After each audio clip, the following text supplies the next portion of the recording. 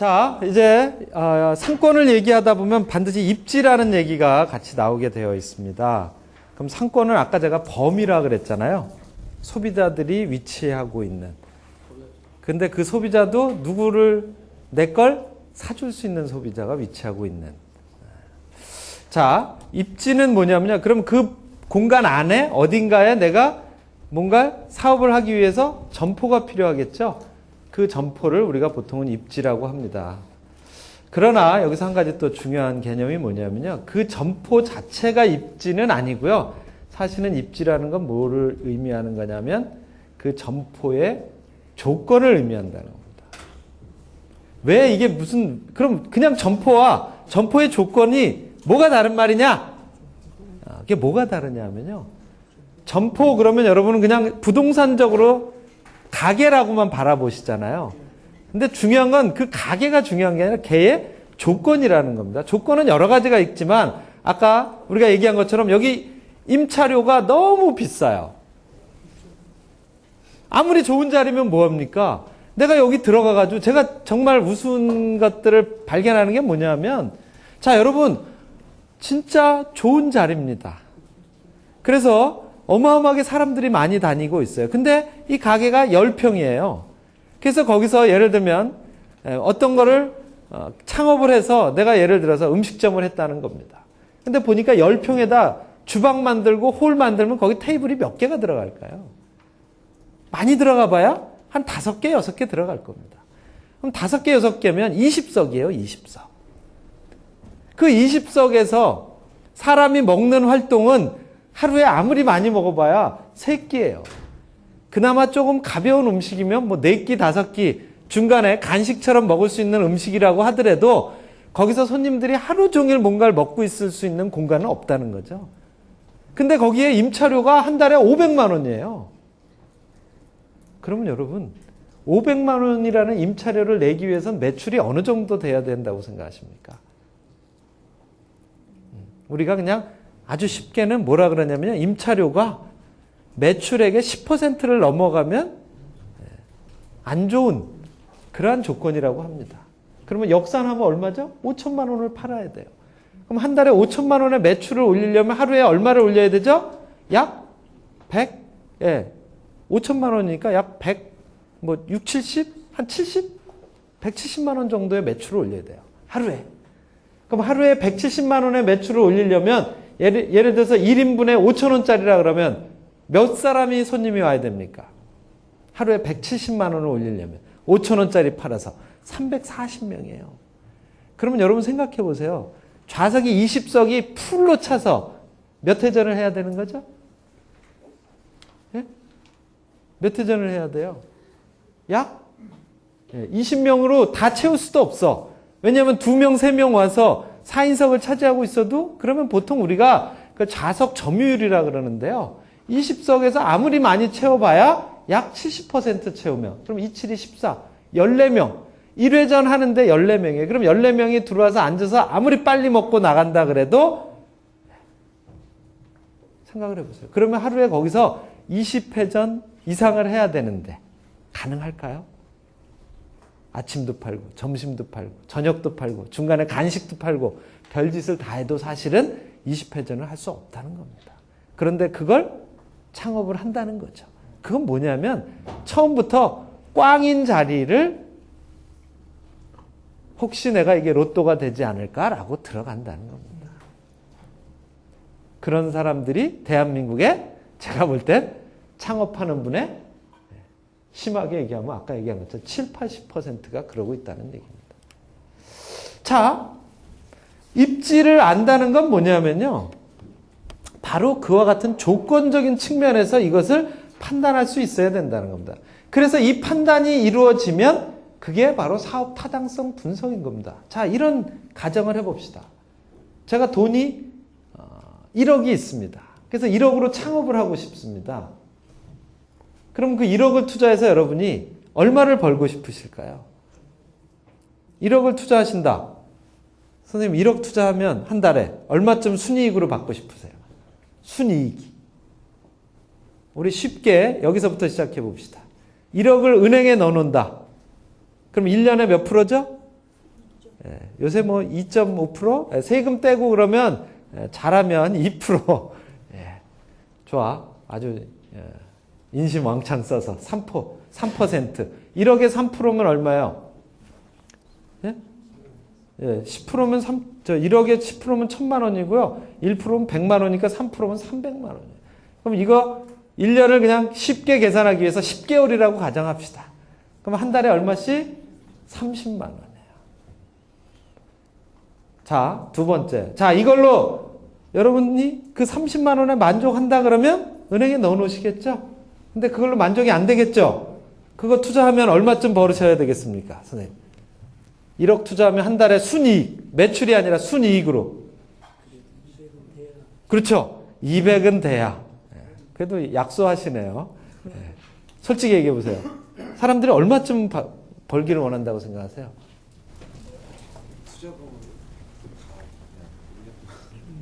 한 달에 쉽게 그냥 순이익으로. 비용 다 띄고 얼마쯤 남아야지 될 것 같으세요? 500은. 그렇지. 이게 우리나라 사람들이 원하는. 자, 이게 무슨 얘기냐면요. 500. 근데 이제 사실은 이게 여러 가지 복잡한 계산이 게재될 수가 있습니다. 내가 거기서 일하는데 내가 일한 인건비는 그럼 비용으로 따질 것이냐 안 따질 것이냐. 부터 아주 복잡한 여러 가지들이 있어요. 그 다음에 내가 투자한 비용을 감가상각비라고 하는 회계적인 비용으로 계산할 것이냐 안 계산할 것이냐. 사실은 다 계산을 해서 그 500이라고 말씀하셨으면 그 500은 내 인건비는 비용으로 치고 500? 아니죠. 그냥 내가 일한 거 그냥 인건비까지 다 합쳐서 500만 돼도 나 해피하다. 그러면 인건비를 그냥 한 200이라고 뚝 띄워놓고 아니죠. 그냥 여러분 어디 가서 한 달 동안 아르바이트만 하고 하루에 한 서너 시간만 일하면 한 달에 얼마쯤 벌까요? 계산해 봅시다. 요새 시급이 5,000원이라고 쉽게 생각하면 하루에 5시간 일하면 5, 25, 25,000원 곱하기 30일 너무 심하죠? 그럼 20일만 일합시다. 그럼 얼마죠? 50만 원이에요. 그러면 이게 제가 무슨 얘기를 하고 있는 거냐면 자, 아까 500만 원을 벌고 싶다고 하셨는데 좋아. 뚝 떼고 50만 원 빼고 200만 원 빼고 300만 원을 순이익으로 번다고 가정하겠습니다. 이거는 투자한 돈의 감가상각비도 비용으로 고려했을 때 300만 원입니다. 그러면 한 달에 얼마죠? 3,600만 원입니다. 1억을 투자해서 3,600만 원을 벌어들일 수 있다면 연 투자 수익률이 몇 프로죠? 약 36%예요. 여러분, 전 세계에서 원래 가장 투자의 귀재라고 하는 워런 버핏이 연 투자 수익률 평균 목표가 얼마쯤 될 거라고 생각하세요? 10%가 안 돼요. 그 사람이 연 투자 수익률을 10%만 올려줘도요. 전 세계의 모든 갑부들이 그 사람한테 돈을 다 갖고 오는 겁니다. 근데 여러분은 연 투자 수익률을 36%는 그래도 양호한 거예요. 어떤 분은 연 투자 수익률 100%를 아까 말씀하셨잖아요. 야, 1억 투자했으면 1년 안에 1억은 벌어야지. 그런 거 있으면 저 좀 알려주세요. 저도 막 투자하고 싶네요. 이게 뭐냐면요. 이게 사업 타당성이라는 건 사실은 아까 1억을 투자해서 내가 그 1억이라는 원금을 회수하면서 계속 200만 원씩이라도 내 인건비라도 뽑을 수 있다면 그거 매우 훌륭한 투자입니다. 그렇지 않겠어요? 아까 제가 얘기한 대로 은행에 집어넣으면 3%가 나오고요. 그걸 은행에 집어넣고 다른 짓 아무것도 안 하고 아르바이트만 하면 약 8%가 나오고요. 여러분이 그 돈을 투자해서 창업하면 적자가 빚이 나옵니다. 이건 농담으로 재밌게 하려고 여러분들한테 설명을 드린 거. 그렇게 그게 어디서 나오는 거냐면 바로 여기입니다. 여기. 이 조건에 따라서 어찌 보면 이미 이 점포의 매출액은 정해져 있을 수도 있다는 겁니다. 물론 그건 여러분의 능력에 의해서 엄청나게 줄어들 수도 있고 엄청나게 늘어날 수도 있긴 해요. 하지만 평균적으로는 사실은 이 점포에서 이런 사업을 한다 이미 그 조건적으로 정해져 있을지도 모른다는 생각입니다. 그럼 그걸 어떻게 아니? 그런 것들을 이제 조금 이따 보여드릴 겁니다. 자, 어쨌든 결론적으로요. 내가 사업을 하려고 하면 상권과 입지에 대한 조사 분석을 해봐야 되겠다. 근데 그걸 왜 하느냐? 사실은 이 목적을 여러분이 정확히 아셔야 돼요. 하는 이유가 뭐냐? 한마디로 이야기하면요. 아까 얘기한 것처럼 3C를 포함한 다양한 사업과 관련된 정보가 그 안에 다 숨어 있더라. 그걸 찾아보면 내가 뭘 알 수 있느냐? 투자 수익률을 알아낼 수가 있다는 겁니다. 그 투자 수익률만 정확히 내가 알아낼 수 있다면 아마 우리나라의 창업을 원하는 사람의 7, 80%가 안 하게 될 거라는 얘기죠. 제가 그래서 장난삼아 이런 이야기를 해드립니다. 아까 이야기한 것처럼 어떤 분이 창업을 하시겠다고 옵니다. 그럼 제가 똑같이 계산을 해드립니다. 자, 이렇게 계산을 하는 거죠. 1억을 투자하십니다. 이분이 1억 투자했습니다. 여기다. 한번 봅시다, 우리. 이분의 매출액을 제가 뽑아드립니다. 그 사장님은 안 가르쳐 주겠죠? 그래도 다 아는 방법이 있습니다. 그러면 조사를 합니다. 그 다음에 이분이 그 사업을 하기 위해서 한 달에 들어가는 비용을 계산합니다. 그러면 매출액에서 비용을 빼면 이익이 나오죠? 그 이익을 뭘로 나눈다? 투자 금액으로 나눕니다. 그러면 투자 수익률이 나옵니다. 근데 아까 말씀드린 대로 이걸 한 5년치를 계산해 보면 다 마이너스가 나온다는 거죠. 그래서 제가 이렇게 설명을 드립니다. 선생님, 그 1억을 은행에 일단 두십시오. 그리고 은행에서 이자가 뭐 몇 프로든 나오죠. 그리고 차라리 아르바이트를 하십시오. 그리고 혹시 돈이 좀 부족하면 그걸로 살기 힘드시면 그 1억을 조금씩 찾아서 쓰십시오. 그걸 제가 수학적으로 다 계산을 합니다. 그럼 그 1억 갖고 우리가 몇 년은 살 수 있는지 아세요? 최소한 10년은 편하게 먹고 삽니다. 근데 그 진짜로 창업한 분을 계산해 주면 몇 년 먹고 살죠? 2년도 먹고 살지 못해요. 왜? 2년 후엔 또 그나마 잘못하면 빚까지 갖고 있으니까. 그게 투자 수익률입니다. 아주 쉽게는. 그러면 제가 아까 농담처럼 그러면 사업을 하지 말라는 거냐? 아니죠. 그 투자 수익률을 올리는 방법을 이 안에서 찾아내자는 겁니다. 그게 무슨 차이가 있니? 하다 보면 찾아내고 내가 하는 거지. 아니죠. 여러분은 이미 이만기하고 강호동하고 싸워서 이길 능력이 없이 들어갔기 때문에 절대 이길 수가 없어요. 무슨 짓을 하더라도.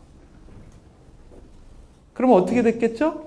그렇죠. 야, 요거 들어가면 안 되겠구나. 그럼 나 일단 가서 일단 어떻게 돼? 헬스클럽을 끊어야죠. 그래서 몸을 좀 불려.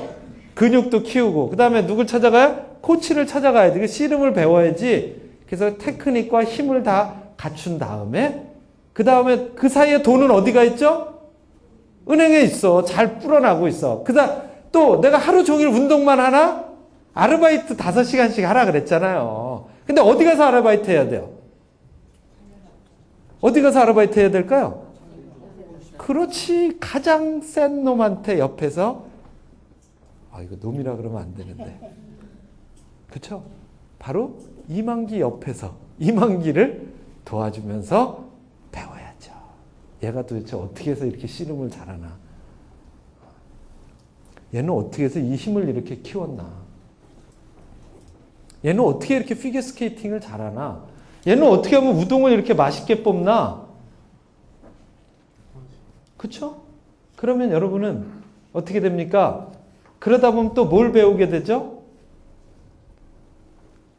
소비자도 알게 돼요. 자동적으로. 이 사람들이 왜 이 집에 많이 오는지를 여러분들은 파악하기 시작할 겁니다. 이 사람들이 왜 이 닭강정을 먹으러 그 서울에도 인천에도 맛있는 집이 많은데 속초의 중앙시장까지 만석 닭강정을 먹으러 올까요? 그냥 먹으러 오는 것도 부족해서 무슨 닭강정을 택배로 시켜 먹냐. 만석 닭강정, 속초 중앙시장, 그 닭강정집 하나가 그 중앙시장 전체를 살렸다고 해도 과언이 아닙니다. 예? 가보셨어요? 가보세요. 제가 저 만석 닭강정 홍보이사입니다. 제가 왜 이 얘기를 하냐면 여러분 가서 그 중앙시장에 가면 그 닭강정집들이 진짜 쫙 있습니다. 요새는 그 닭강정이 문제 아니라 그 집 때문에 그 시장 1층이 다 먹자골목이 돼버렸어요. 응? 그리고 그 지하에 가면 횟집이 있어요. 그래서 사람들이 거기 가서 원스톱 쇼핑을 다 합니다. 속초로 놀러 갔다 중앙시장으로 간다. 그래서 일단 닭강정을 2박스 산다. 왜 2박스 살까요? 한 박스는 그날 저녁에 콘도 가서 먹어야 되고 한 박스는 집에 들고 가야지. 근데 이거는 이제 샀어. 그럼 어디로 가야 되죠? 그거 이렇게 먹다 나오다 보면 뻥크림을 팔고 있어요. 뻥튀기에다 아이스크림 집어넣은 걸 팔고. 그럼 그거 하나 사서 사 먹고 어디로 가냐? 지하로 갑니다. 근데 지하로 가다 보면 거기 중간쯤에 이렇게 말린 생선을 파는 아주머니가 있어요. 그럼 거기서 또 어떻게 생선 좀 산다. 그리고 지하로 간다. 회를 먹는다. 술 한잔 마신다. 마시고 나오다 보니까 얼큰해지니까 이것도 해장국까지 먹어야 되겠어. 그래서 요새 거기 또 해장국 골목까지 생겼어요. 해장국을 먹는다. 그럼 내가 거기 가서 도대체 얼마나치나 소비한 겁니까? 그게 어디서부터 시작된 거죠? 바로 그거예요. 자, 어쨌든 우리가 투자해서 내가 원하는 수익률을 올리기 위해서 그와 같은 정보들을 알아내는 과정을 우리가 상권과 입지 조사 분석이라고 합니다. 그럼 그걸 어떻게 알 수 있니? 제가 한번 재밌는 이게 뭐냐면요. 요즘 아까 제가 그랬잖아요. 데이터가 무지하게 많은데 이걸 여러분같이 별로 아주 전문적인 지식을 갖지 않은 분들도 쉽게 파악할 수 있는 시스템으로 만들어 놓는 사업자들이 막 생기고 있습니다. 그리고 앞으로도 많이 생길 거고요. 대표적인 게 뭐냐? 중소기업청의 상권정보 시스템이라는 겁니다. 두 번째, 이거는 나이스 비즈맵이라는 나이스 신용정보라는 회사가 만든 나이스 비즈맵이라는 상권 분석 시스템입니다. 자, 이거는 SK텔레콤에서 만든 지오비전이라는 상권 분석 시스템이고요. 이거는 소위 요즘 스마트폰의 애플리케이션이라 그러죠. 앱을 이용해서도 상권 분석을 할 수 있는 시스템들이 나와 있습니다. 근데 사실은 얘네들이 뭐 별로 대단한 건 아니에요. 그냥 사실은 여러분도 관심을 가지면 알 수 있는 자료들인데 이게 너무 많으니까 내가 여기서 뭘 봐야 될지 모르니까 그걸 정리를 해서 정보로, 데이터를 정보로 보여주는 거야. 근데 여기서 문제가 하나 있습니다, 여러분.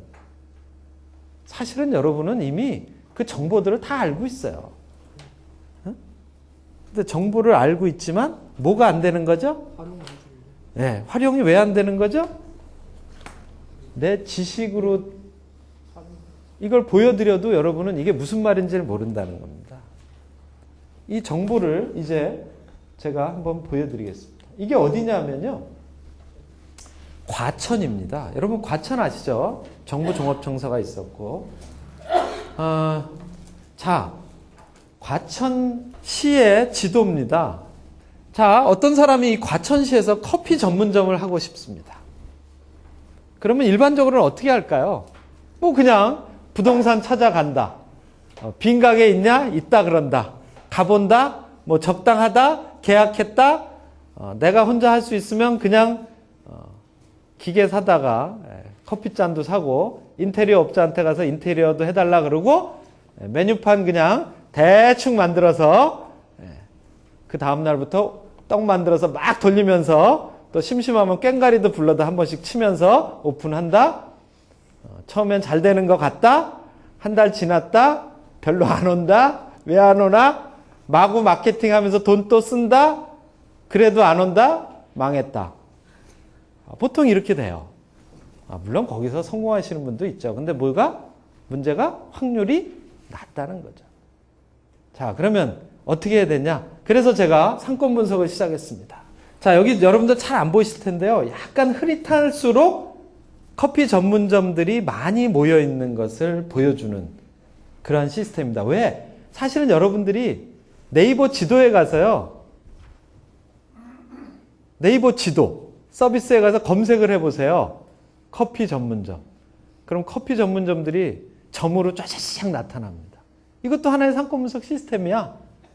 그러면 그걸 딱 보면 서울 시내 대한민국에 어디 커피 전문점이 많은지 다 나와. 자, 그걸 압축해 봤어요. 과천 시내에 커피 전문점이 제일 많은 동네가 여기야. 근데 당연해요, 사실은. 어떤 분이 그래. 야, 그건 나 시스템 없어도 알아.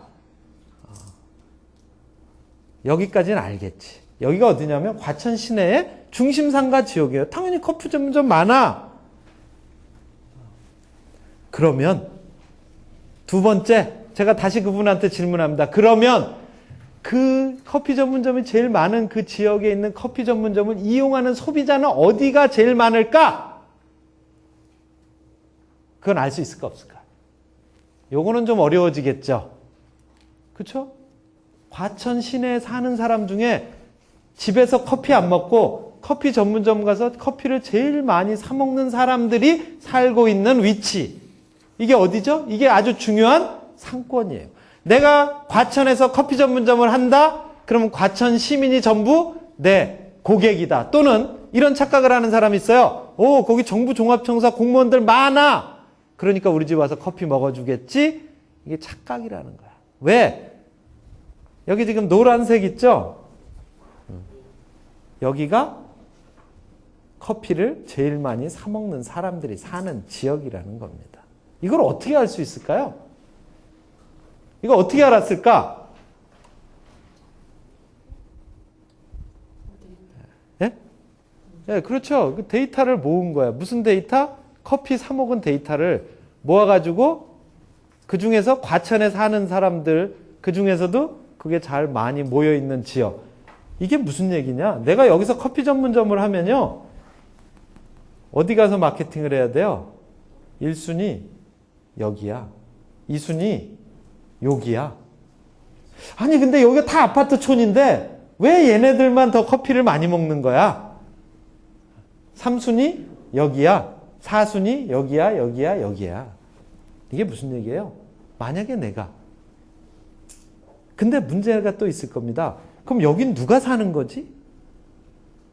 도대체 요놈의 아파트는 뭐야? 이 주변에 이 다 많은 아파트 중에 왜 얘네만 유독 커피를 많이 먹는 거야? 그게 또 궁금하겠죠.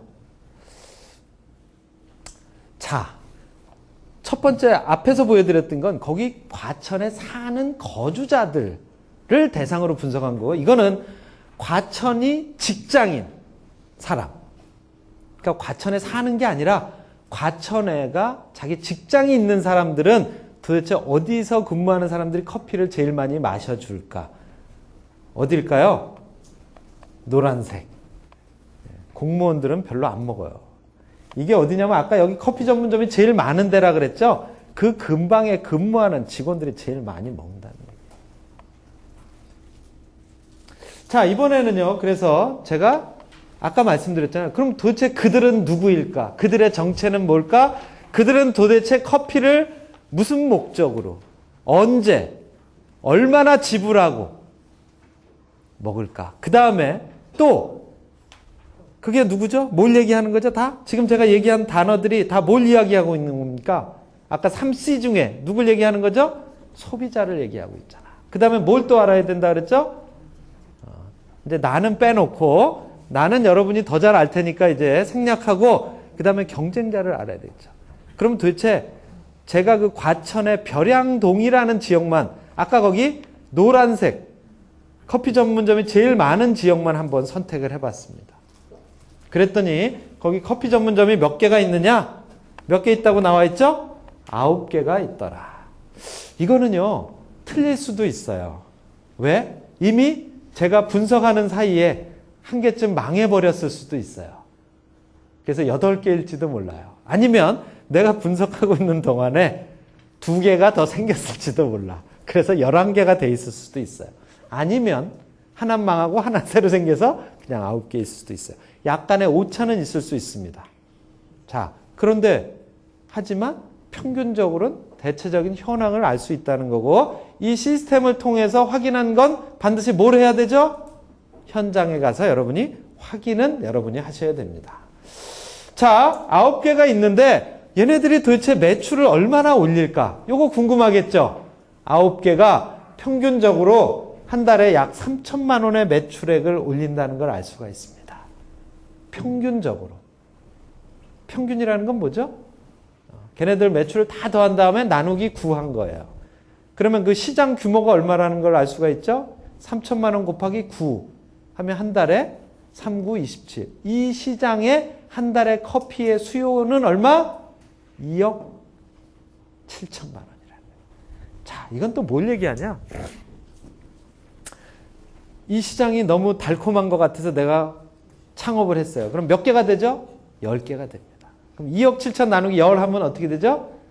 3천만 원이 줄어들겠죠? 2억 7천만 원. 아니야. 3천만 원 2,700으로 줄겠죠? 또 어떤 사람이 또 창업을 했다?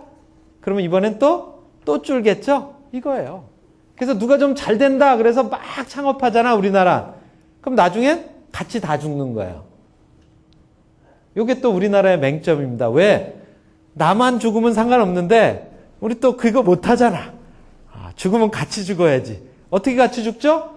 내가 장사 안 되면 막 세일하잖아. 50% 소셜 커머스 하고 마구마구 시장을 다 휘저어버립니다. 그러면 잘하고 있던 사람도 같이 죽는 거야. 자, 그러니까 내가 여기에 시장이 들어갈 만한 여력이 있느냐 없느냐. 근데 이게 평균만 갖고 알 수 있어요 없어요? 이거 알 수가 없어. 그래서 매출의 분산을 봤습니다. 봤더니 하위 20% 300만 원밖에 못해요. 상위 20%약 1억 원의 매출을 올리고 있어요. 그걸 이런 표로 보여줄 수가 있습니다. 이게 뭐냐? 자, 시장 규모가 평균은 점포당 3천만 원의 매출을 올리고 있고 전체 시장 규모는 2억 7천인데 그걸 좀 더 세부적으로 봤습니다. 이게 뭐냐면 9개 중에 약 10%. 9개의 10%면 몇 개죠? 9개의 10%면 한 개잖아. 한 놈은 거의 1억 원의 매출을 올리고 있어요. 근데 문제는 이거야. 여기는 아까 뭐라 그랬어요?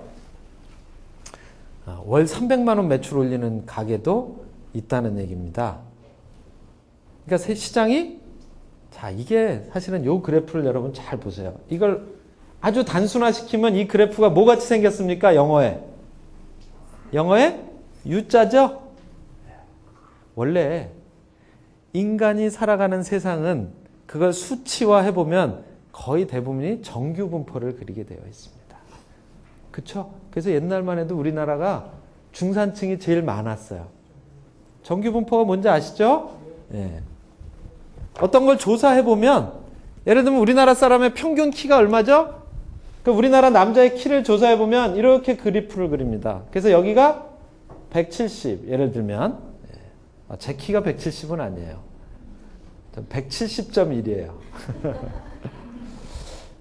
그래서 이렇게 정규분포를 그립니다. 이게 뭐죠? 매우 안정적인 사회 현상이라는 거죠. 그래서 모든 나라들이요, 중산층이 많기를 바랍니다. 근데 U자를 그린다는 건 뭐죠? 양극화되어 있다는 거죠. 그래서 우리나라의 어떤 업종들의 상권을 분석해보면 매출 수준을 보면 다 U자를 그리고 있습니다. 그게 뭐냐?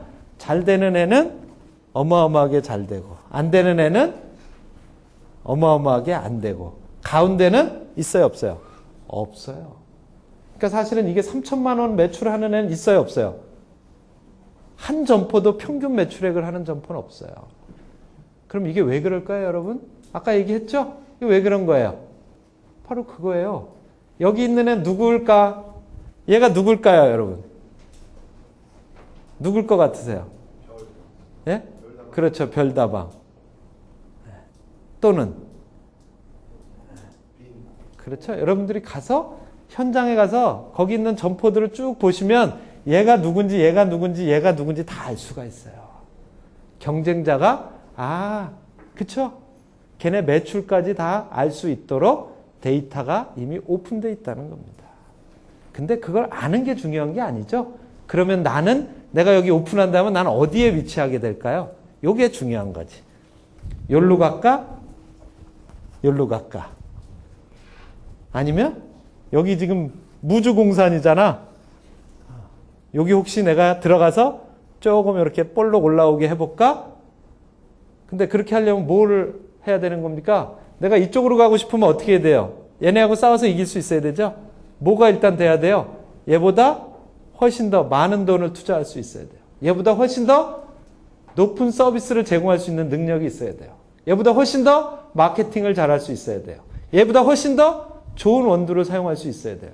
얘보다 훨씬 더 로스팅을 잘해야 돼. 얘보다 훨씬 더 다양한 그러한 베네핏을 제공할 수 있어야 돼요. 그렇게 못 되면 여러분은 어디로 밀리는 거죠? 일로 밀리는 겁니다. 자, 그러면 과연 내가 이 시장에서 절로 가지 않고 일로 가려면 어떻게 해야 될까? 이게 또 사실은 소비자와 경쟁자 정보 안에 지금 제가 말씀드린 건 뭐냐면 경쟁자에 대해서 얘기를 한 겁니다. 그럼 여러분은 경쟁자를 충분히 파악하고 그들이 어떤 위치에서 어떻게 사업을 하고 있는지 파악하다 보면 자, 이런 것들을 알 수가 있습니다. 이게 제가 말한 과천의 예를 들면 어떤 특정 지역의 월별로 매출액 수준을 조사해 본 겁니다. 자, 여기를 자세히 보시면요. 이상하게 커피가 물론 별로 차이가 없는 것 같지만 유독 커피가 잘 팔리는 지역이 있습니다. 근데 문제는 요거는 참고해서 보세요. 이게 지금 2012년부터 점점 어때요? 약간 줄고 있죠? 추세적으로는 줄고 있는데 그럼에도 불구하고 어떤 달이 제일 잘 되는 것 같으세요? 여기 보면 유독 갑자기 툭 튀어나와 있는 달이 있죠? 그게 언제야? 3월. 그쵸? 과천 지역은 3월 달이 커피 매출이 제일 높은 지역입니다. 제가 아까 찍은 지역에서. 왜 그럴까? 네? 인사이동? 인사이동하고 뭔 상관이 있어요? 공무원들은 안 먹는다니까. 여기서. 공무원들은요, 그냥 커피 믹스 드시고요, 집에 가세요. 왜 3월 달에 커피 매출이 높은 걸까요? 과천을 잘 모르시니까, 그죠? 아, 맞습니다. 입시철. 이 과천이란 지역을 여러분이 잘 몰라서 그러는데, 조사를 해보면 3월이 매출액이 높은 이유가 이때 엄마들이 모이기 시작합니다. 왜? 계약을 했잖아. 그럼 계약하면 엄마들 모여서 뭐해? 니네 애는 어떤 학원 보내니? 너는 어디 몇 학년 몇 반 됐니? 그 담임 선생님은 어떠니? 니네 애는 공부 잘하니? 너 비법 좀 내놔라. 너희의 대치동에 어디 A 학원 다닌다며? 거기 선생님 잘 가르치니 못 가르치니? 이게 이때 모이기 시작한다. 야, 뭐 그까진 거 조금 잘 되는 것 같고 그러니 그 조금이 무섭다는 겁니다. 이게 무슨 의미냐면요. 이때 뭘 해야 되는 겁니까, 여러분? 내 타겟 고객이 누구냐에 따라 달라지겠지만 이 과천이라는 지역의 주 목표 고객은 나중에 뒤에 나옵니다. 그분들이 가장 적극적으로 활동하는 시기가 3월이라는 겁니다. 그럼 여러분 가능하면 내가 마케팅을 해야 되겠다. 그럼 몇 월 달부터 준비하기 시작해야 됩니까? 2월부터 준비해서 언제 모든 걸 걸어야 됩니까? 3월에. 왜? 그때 가능성 있는 사람들이 나오는 겁니다. 그때 잘 잡으면 그 물고기는 계속 그 어항 안에서 사는 거고요. 그때 놓치면 그 물고기는 다른 어항으로 가는 겁니다. 자, 또 여기 요일별로 한번 또 매출액을 따져봤습니다, 여러분. 도대체 무슨 요일날 커피를 제일 많이 마시는 거야? 사실은 이것도 뭔가 좀 굴곡이 있는 것 같긴 하지만 이 정도 굴곡이면 거의 평일날 커피 전문점들이 대체적으로 다 잘 되는 겁니다. 특별히 잘 되는 날이 있는 건 아닌 거예요. 물론 금요일이 조금 잘 되긴 하죠. 자, 만약에 여러분이 커피 전문점을 하는데 하루 쉬어야 되겠다. 그럼 보통 음식점 하는 사람들이 일주일에 하루 논다면 언제 놀까요? 그렇죠? 보통은 월요일 날 놀아요. 왜? 월요일이 장사 제일 안 된다고 생각하니까. 주말이 장사 제일 잘 된다고 생각하니까. 근데 사실은 어떻죠? 과천의 벼량동 커피 전문점은 일요일 날 손님이 제일 적어요. 그러면 나는 처음에 사업 계획을 세우면서 하루 쉬어야 되겠다? 일요일 날 쉬어야 돼. 월요일 날 쉬면 어떻게 돼? 훨씬 더 손해가 크다는 얘기입니다. 이게 이제 그 상권이라는 안에 숨어있는 소비자의 소비 행태를 통해서 내가 어떤 사업 전략을 쌓아야 될지. 이건 뭘까요? 시간대별로 한번 또 매출액을 봤습니다. 커피 당연히 언제 제일 많이 마세요? 커피를 제일 많이 마시는 시간.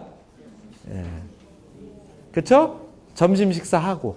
혹시 저녁 드시고 나서 커피 전문점으로 막 같이 손에 손잡고 발에 발을 맞추어 가는 분 별로 없죠? 예. 자, 역시 맞습니다. 언제? 이때가 제일 매출액이 높아요. 시간대별로 볼 때. 그러면 야, 그럼 당연한 얘기를 왜 하니? 그거 네가 안 가르쳐줘도 이런 복잡한 숫자 그래프 안 보여줘도 나 다 알고 있었어. 저걸 보면 무슨 생각이 드세요? 뭘 해야 되겠다는 생각이 드세요? 어떻게 해야 돼? 중요한 건 그거죠. 저거 보면 뭐가 생각나십니까? 그 시간에 집중적으로 마케팅을. 그러니까 어떻게? 그건 내가 아까 한 얘기고.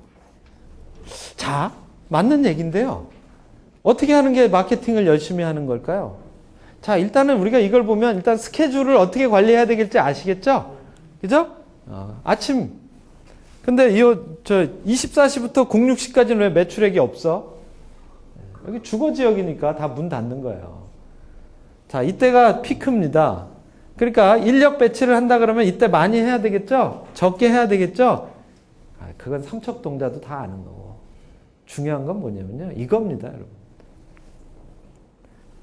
저 시간대가 제일 바쁘죠.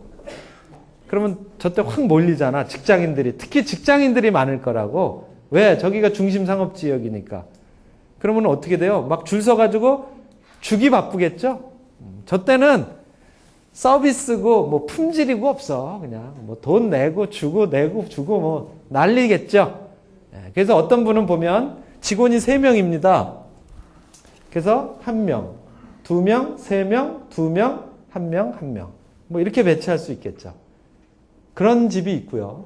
어떤 집은요. 1명, 2명, 5명, 3명, 2명, 1명 이렇게 배치한 집이 있어요. 그럼 당연히 여기 사람을 더 많이 배치한 집이 원가는 많이 들어가겠죠. 근데 어떻게 될까요? 경쟁 측면에서. 어떤 집이 서비스가 자 이겁니다. 여기는 많이 되니까 그래 이때 돈을 열심히 벌어야지. 이런 멍청한 생각을 하는 사람은 사업을 하면 안 돼요. 자, 여기서 지금 경쟁의 핵심은 어디에 있는 거죠? 여기에요. 어차피 이 시간대는 다 널널해. 누구나 다 열심히 잘해줄 수 있어요. 이 시간은 잘해주고 싶어도 잘해줄 수가 없죠? 왜 돈 막 푸대 지금 담아야 되는데, 이 시간에 안 벌면 큰일 나는데, 이게 이제 망조로 가는 핵심 포인트예요. 그렇게 되면 안 되는 거예요. 이 시간에 모든 자원을 다 투자해야 되는 거예요. 남들보다 2배, 3배 이상을. 그러면 어떻게 되겠습니까?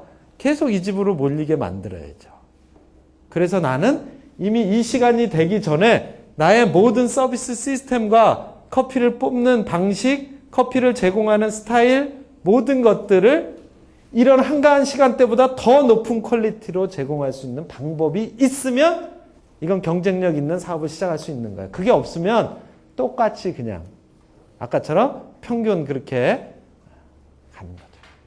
자, 그러면 아까 거기에 보세요. 그 시간대마다 그 시간대에 가서 경쟁력이 있는 집과 없는 집의 차이가 뭔지를 보세요.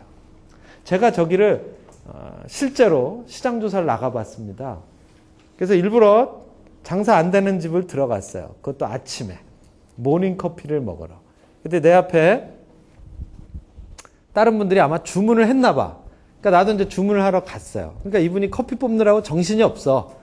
아침인데 손님도 별로 없는데도 정신을 못 차리시더라고. 뭐 네가 왔으니까 뭐 기다려라 이거지. 그러더니 거기까지도 제가 참았어요. 근데 조금 있다 어떤 분들이 들어왔어요. 근데 이제 내가 거기 그냥 서 있으니까 주문하고 기다린다고 생각할 수도 있고. 그쵸? 그분들 입장에서는 그냥 멍청이 서 있으니까 아, 쟤 주문했구나. 그러니까 제 앞으로 딱 와서 주문을 하는 거예요. 그러니까 이 주인이 그 사람들 걸 그냥 받는 거예요. 이거야요. 그러면 제가 어떻게 하고 나왔겠어요? 조용히 나오죠. 뭘 어떻게 하고 나와. 대신에 그 집은 그 다음부터 어떻게 됐죠? 네. 그렇게 잃어버리는 물고기들이 1마리, 2마리, 3마리. 그거예요. 그러니까 그들은 그냥 거기서 커피만 뽑아주면 된다고 생각하는 거예요. 머신이 잘 돌아가니까 좋은 머신 갖다 놓고 좋은 원두에다가. 그게 아니라는 거죠. 이 속에 벌써 그 잘 되는 집과 안 되는 집들을 비교 분석해 보시면 이 시간대에 어떻게 하고 있는지, 이 시간대에는 어떻게 하고 있는지, 이게 다 차별화되어 있다는 이야기입니다. 자, 이 지역에 커피를 드시는 분들이 1회에 카드로 결제하는 평균 금액은 약 7,600원 정도 된다고 합니다. 이게 커피 몇 잔 정도 먹는 값일까요? 7,600원이면. 평균? 좀 비싼 건 뭐 2잔? 2잔도 안 될 수도 있지만 2잔? 좀 싼 거는 3잔. 그래서 보통 이 지역의 사람들은 2명 내지 3명이 같이 커피를 먹고 있다는 걸 추측할 수 있는데요. 자, 요거를 한번 보고, 요거는 그냥 넘어갑시다. 우리가 시간이 많지 않기 때문에. 이거 이제 아까 제가 보여드리려고 그랬던 거예요. 자, 이 지역에 지금 커피 전문점들의 운용 연수를 한번 봤습니다. 이것도 아주 쉬운 자료예요. 그냥 우리나라 사업자 등록증이 사업자 등록해서 세금 내는 기간 어느 날 없어지면 그건 망했다고 보면 되는 거죠. 아니면 카드 가맹했다가 어느 날 계속 매출이 일어나다 매출이 뚝 끊어지면 그 가게 없어졌다고 보는 거예요. 자, 지금 보세요. 이게 1년짜리, 2년짜리, 3년짜리, 4년짜리, 5년짜리입니다. 그럼 5년 이상 버티고 있는 게 몇 프로라고 볼 수 있죠? 20%야. 대부분이 몇 프로예요? 55%가 2년 이하의 점포예요. 근데 이거는 대부분이 다 그렇다는 걸 알 수가 있습니다. 자, 그래서 이건 이제 커피 전문점만 보면 재미없으니까 제가 다른 업종들도 한번 이게 뽑아본 겁니다. 우리나라에서 제일 라이프 사이클이 긴 업종 뭘까요, 여러분? 오늘의 퀴즈. 예? 뭘 것 같으세요? 우리나라 고등학생이 제일 가고 싶은 대학. 예, 저기 써 있는 게 저기 제일 길쭉한 애가 저게 뭘까요? 의료 건강이 뭐야? 병원이에요, 병원. 그나마 병원이 제일 수명이 길다는 거예요. 약 8년. 수명이 제일 짧은 애 누구게? 학원입니다, 학원. 왜? 이 학원이 수명이 제일 짧고요. 그 다음으로 음식점입니다. 자, 이런 자료를 본다 그러면 여러분은 어떤 생각이 드세요? 내가 이 돈을 투자해서 고작 저거 하겠다고 투자하시겠습니까? 근데 저 속엔 뭐라 그랬죠? 저게 무슨 수치? 평균입니다. 사실은 이문 설렁탕 100년 하는 데도 있어요. 일본에 가보세요, 여러분. 몇백 년 된 음식점도 수두룩해요. 근데 우리나라는 몇백 년이 뭐야? 평균이 3년인데. 왜 그러죠? 우리가 뭐 잘못했나? 하나님한테 뭐 죄졌어요, 우리가? 이거 왜 그런 거죠, 여러분? 이유, 뭐라고 생각하세요? 첫 번째가 아까 그거예요. 나를 정확히 알지 못하고 시작하는 거죠. 그러니까 저 안에서 여러분이 가만히 보세요, 저 업종들을. 그나마 나를 잘 알고 시작한 애들은 오래 간다는 걸 저기서 쉽게 알 수 있어요. 저기서 제일 짧은 애들의 특징이 뭐예요? 학원, 음식점. 이게 대표적인 게 뭐죠? 누구나 그냥 뭐 할 수 있다고 생각하는 업종들이에요. 그러니까 저 안에 들어가면 쉽게 들어가지만 쉽게 나오게 된다는 걸 우리가 이걸 통해서도 알 수 있어요. 근데 과천에서 제일 오래 버티고 있는 집이 하나 있습니다. 아이스크림. 제가 누굴까? 제가 왜 오래 버티고 있는 걸까요?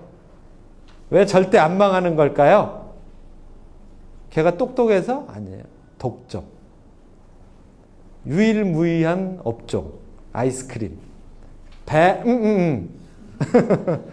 삐, 아시죠? 숫자 30, 이거예요. 예. 이거 망할 수가 없어요. 왜? 혼자 있으니까. 그래서 매출에 보여드릴까? 예. 자, 그래서 그 커피를 사먹는 사람들을 한번 세부적으로 분석해 봤습니다. 과천에 살고 있는 사람이 약 30%. 과천을 직장으로 두고 있는 사람이 약 30%. 외부에서 유입되는 사람이 약 30%예요. 이런 상권도 참 특이한 거예요. 333. 그러니까 3분의 1씩 있어요. 근데 사실은 이 유입인구도 사실은 과천에 사는 사람이에요. 왜? 제가 아까 과천의 벼량동 지역을 분석했다 그랬죠? 그러니까 벼량동에 살지 않는 과천 사람들도 유입인구에 들어간 겁니다. 그러니까 사실은 여기는 직장 인구가 약 30%인 주택가형 상권이라는 걸 우리가 알 수가 있어요. 자, 그러면 이게 무슨 상관이 있니? 내가 커피 전문점을 만드는데 주거 고객을 대상으로 할 것이냐, 직장 고객을 대상으로 할 것이냐, 아니면 유입 인구를 대상으로 할 것이냐에 따라서 나의 점포의 스타일, 인테리어, 가격, 커피의 메뉴 다 달라지겠죠? 그렇잖아. 주거 지역의 주거 인구를 대상으로 하는 커피 전문점과 직장인을 대상으로 하는 커피 전문점과 외부 고객을 대상으로 하는 커피 전문점. 예를 들면 여러분 강남역에 나가보세요. 거기 있는 커피 전문점은 누굴 대상으로 하는 걸까요? 주거 인구? 강남역 주변에 주거 인구 거의 없었죠? 물론 요즘 뭐 삼성 때문에 또 사는 사람이 좀 늘어나긴 했지만 거기 대부분 뭐 오피스텔이거나 아니면 저쪽 교대 쪽에 사는 사람들이 여기까지 오지도 않아요. 거기 다 누가 놀고 있어요? 외부에서 유입된 인구들이라고. 그들이 누굴까요? 다 젊은 층이란 말이죠. 그 젊은 층 중에서도 누굴까요? 남자일까 여자일까? 여자일 거라고요. 마찬가지입니다. 이걸 알아야 내가 이 커피숍을 누구를 대상으로, 어떤 가격으로, 어떤 서비스로, 어떤 분위기로 만들어야 성공할 수 있을까? 한 번씩 보겠습니다. 이거 누구냐면요, 주거 인구들입니다. 그 별양동 인근에 사는 사람들의 중에서 커피를 먹는 사람들이 누군가 봤더니, 누구죠? 누가 제일 많아? 40대. 그 중에서도 누가 제일 많아요? 여자. 그럼 내가 누굴 타겟으로 해야 된다는 거야? 40대 아주머니들. 근데 이 아주머니들이 왜 집에서 안 먹고 여기까지 나와서 커피를 먹는 거예요? 그쵸, 수다 떨러. 뭔 수다를 떨까요?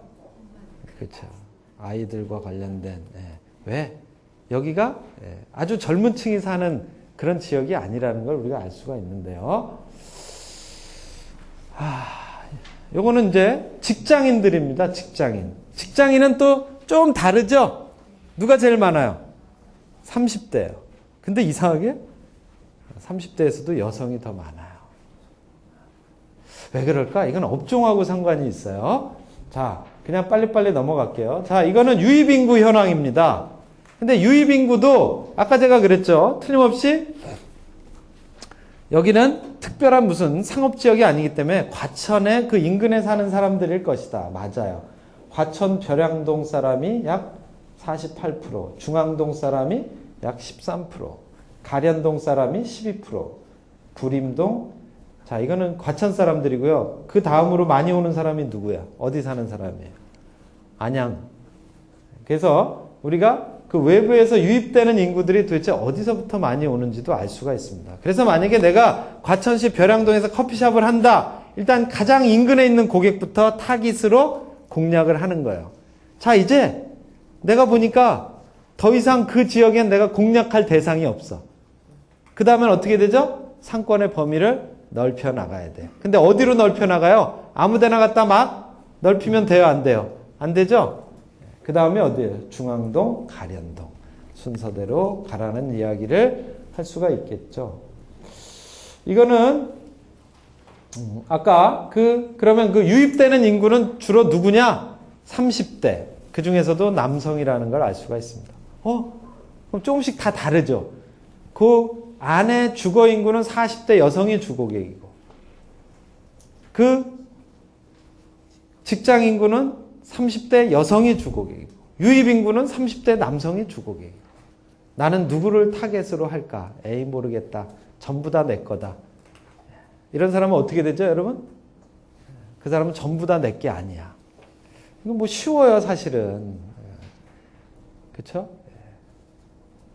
한 사람만 공략해도 될까 말까 한데 양다리, 세다리, 네다리 걸쳐보세요. 아무것도 안 남아요. 이것도 사업에서도 똑같습니다, 여러분. 왜 이게 그러냐면 사실은 우리가 여러분들 이거는 또 아까 제가 상권의 개념, 입지 이거 꼭 기억하시라 했죠. 두 번째 꼭 기억해야 될 게 뭐냐면요. 사업을 한다. 이게 뭐 하는 거라고 여러분 생각하세요? 사업을 한다. 사업을 하는 걸 어떤 행위라고 여러분은 생각하실까요?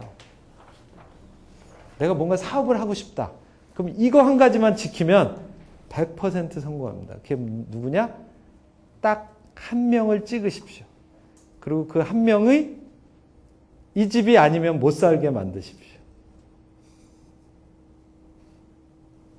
마치 여러분이 그 옛날에 여러분의 반려자를 어떻게 했듯이 똑같습니다. 근데 우리가 이상하게 사업할 때만큼은 모든 고객을 다 내 걸로 만들려고 해요.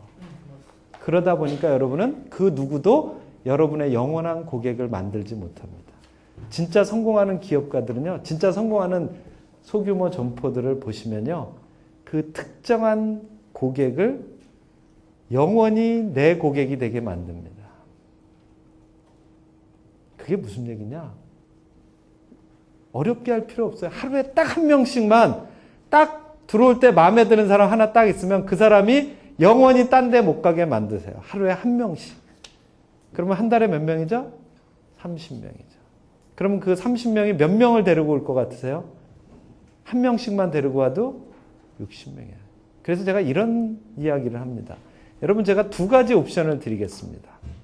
지금 당장 1억 원을 받는 옵션과 오늘부터 제가 31일 동안 하루에 1원씩 시작해서 2배씩 늘려나가는 옵션이 있다고 하면 여러분은 어떤 걸 선택하시겠습니까? 집에 가서 계산해 보십시오. 1원, 그날 다음날 2원, 그 다음날 4원 해서 31번을 계산기로 두들겨 보십시오. 바로 그겁니다. 여러분이 만약에 그렇게 하시면 그건 뭐냐? 그 한 명의 고객을, 그 타겟 고객을 여러분이 완벽히 만족시켜서 그를 평생 고객으로 만드는 순간, 그걸 여러분이 딱 1년만 하잖아요. 그럼 여러분의 가게는 여러분이 무슨 사업을 하든 터져나갑니다. 자, 그런 것이 가능하려면 바로 여러분이 이런 걸 알아야 된다는 거죠. 왜? 그를 만족시키는 게 잘해준다고? 맛있게 해준다고? 아니에요. 그렇지 않아요, 여러분? 여러분 스스로도 잘 생각해 보세요. 여러분이 혹시 3번 이상 간 음식점이 대한민국에 몇 개나 있습니까? 3번 이상은 그래 맛있으면 갈 수 있어요. 분위기 좋으면 갈 수 있어요. 친절하면 갈 수 있어요. 그러나 5번, 6번 그 이상은 가족 같아야 갈 수 있는 거예요. 그 가족이라는 게 진짜 가족 같다는 게 아니라 그 공간 자체가 내가 거기 외에는 다른 데 선택할 수 없는 모든 요소들이 적절하게 조화롭게 구성되어 있어야 된다는 거예요. 그 조화롭게 구성되어 있다는 의미는 뭐죠? 이들이 원하는, 여러분이 타겟으로 한 고객들이 원하는 모든 내용들을 파악하고 그들이 원하는 것을 충족시켜 줄 수 있는 최적화된 솔루션을 갖고 있어야 된다는 거죠. 만약에 여러분이 그렇지 않고 아 이거 맛있으니까 한번 배워다가 똑같이 해보세요. 저 집은 잘 되는데 왜 똑같은 거 갖다 여기다 했는데 왜 안 되지? 여러분들이 아시게 될 겁니다. 그 집은 사실은 음식뿐만이 아니라 또는 서비스뿐만이 아니라 또는 그 상품뿐만이 아니라 예를 들어서 삼성전자가 스마트폰을 세계 최고로 잘 만드나요? 아닐 수도 있어요. 더 좋은 스마트폰이 있어요, 틀림없이. 하지만 왜 삼성전자가 세계 최고의 스마트폰 판매 회사가 된 겁니까? 똑같아요. 자, 그러다 보면 우리는 이 상권 정보 속에서 내가 누구를 타겟으로 해야 될지, 과천시 벼량동에 사는 주거 인구가 제일 많으니까 그들을 타겟으로 해야 될지, 아니면 40대 여성을 타겟으로 해야 될지, 이건 뭐냐? 지역적으로 누굴 타겟으로 잡는 건지, 나이를 보고 잡을 수도 있고 성별을 보고 잡을 수도 있어요. 하지만 여러분은 누굴 잡아야 되죠? 누굴 잡아야 돼? 내가 가르쳐줬는데 금방. 내가 가장 잘 만족시킬 수 있는 사람. 생각을 해보세요. 저같이 못생긴 사람이 우리나라 최고의 미녀를 타겟으로 잡았다고 생각해보세요. 성공 확률? 있다 없다? 안 된다는 거지. 그러니까 내가 가장 잘 만족시킬 수 있는 고객이, 근데 여기서 한 가지 제한 요건이 있습니다. 그들이 나를 먹여 살릴 수 있는 능력이 있어야 돼요. 그건 뭐냐? 충분한 수요가 있어야 된다는 거죠. 충분한 수요도 없는데 거기다 대고 아무리 충성을 해보십시오. 여러분도 망하고 고객은 좋겠죠. 자, 마무리하겠습니다. 제가 지금 상권이라는 것의 중요성을, 그리고 그것이 데이터화돼서 우리나라 방방곡곡에 여기저기에 다 널려 있다는 것을 보여드렸습니다. 여러분은 그 데이터를 정보화해 놓은 단계까지도 접근하실 수는 있습니다. 하지만 아까 제가 보여드린 것처럼 그 정보를 아무리 보여드려도 여러분은 모를 수도 있어요. 그래, 뭐 여자 많네. 그래, 40대 많네. 그래, 뭐 12시에 잘 되네. 그래, 일요일이 제일 안 되네. 그래서 so what? 어떡하라고? 그걸 대답을 내놓으려면 뭐가 있어야 되죠? 지식이 있어야 되는 거죠. 그래서 데이터를 정보화하고 정보를 지식화하고, 예를 들면 김연아가 그냥 피겨 스케이트라는 기술만 잘 갖고 있었다고 걔가 세계 최고가 된 겁니까? 아니죠. 김연아가 항상 최고의 점수를 받는 게 뭐죠? 예술성이에요. 걔는 피겨 스케이트를 타고 있지 않아요. 그거예요, 그거. 그러니까 여러분들도 바로 그와 같은 능력을 갖추고 여러분들이 충분한 수요성이 있는 소비자를 타겟으로 해서 그들을 영원히 여러분의 고객으로 만들 수 있다면 무엇을 하든 여러분은 성공할 수 있다는 거고요. 그것이 바로 아까 말씀드린 그 상권이라고 하는 안에 있는 세 가지의 키워드, 변수들에 의해서 결정된다는 겁니다. 오늘 강의는 여기서 마치기로 하겠습니다. 수고하셨습니다.